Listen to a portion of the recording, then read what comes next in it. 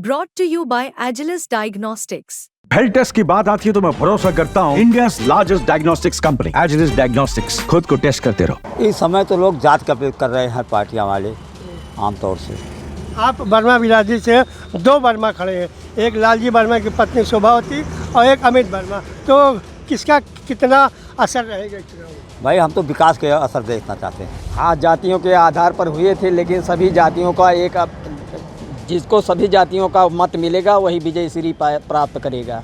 एक ही बिरादरी के दो लोग खड़े हुए हैं, लेकिन इसमें हमको देखना है, जनता चुनाव लड़ रही है, जो विकास करेगा उसी को हम वोट देंगे। अब जो हमारे समझ में आएगा कौन विकास कर रहा है कौन नहीं कर रहा है उसी पे हम अपना वोट करेंगे। नमस्कार, यूपी तक में आपका स्वागत है। हम खड़े हैं विधानसभा कटेहरी के पहतीपुर बाज़ार में और हमारे साथ वर्मा बिरादरी के अलग अलग ग्राम सभाओं कुछ लोग हैं। आइए इन्हीं से जानते हैं कि क्या रहेगा इस चुनाव में।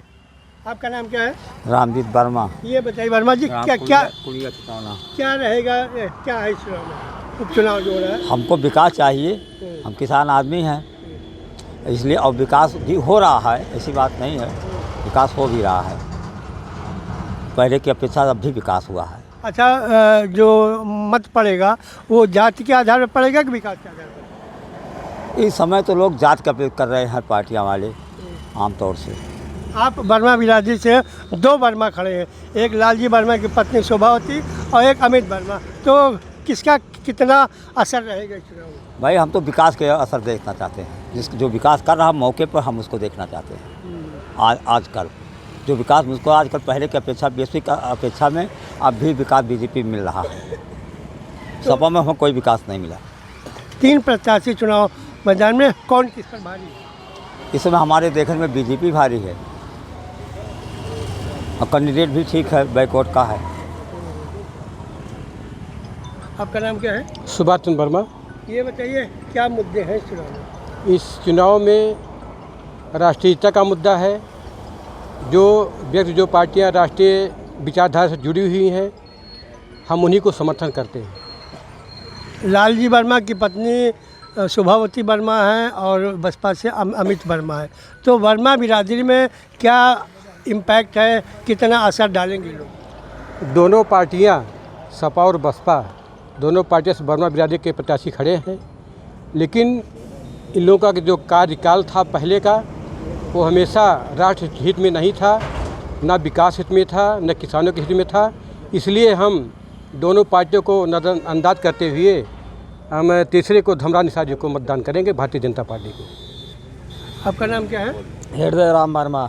ये बताइए वर्मा जी, क्या है चुनाव, किन मुद्दों पर हो रहा है चुनाव? विकास पर होगा, जातिवाद का मुद्दा कोई नहीं रहेगा, और प्रत्याशी जो है तीनों लड़ रहे हैं, कोई किसी से कम नहीं है। लेकिन जो पहले चुनाव हुए हैं कटेहरी के, वो सब जातियों के आधार पर हुए। हाँ, जातियों के आधार पर हुए थे, लेकिन सभी जातियों का जिसको सभी जातियों का मत मिलेगा वही विजय श्री प्राप्त करेगा।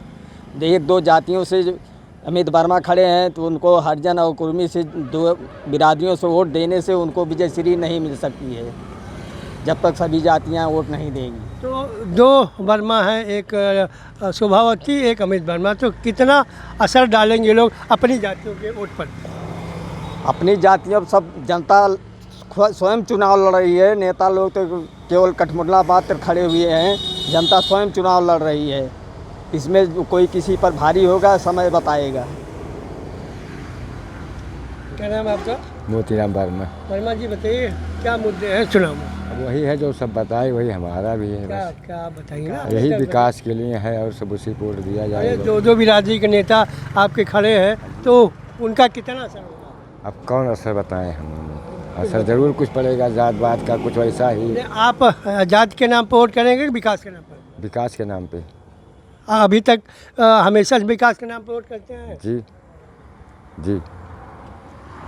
आपका नाम क्या है? मुकेश वर्मा। वर्मा जी बताइए क्या मुद्दे हैं इस चुनाव में?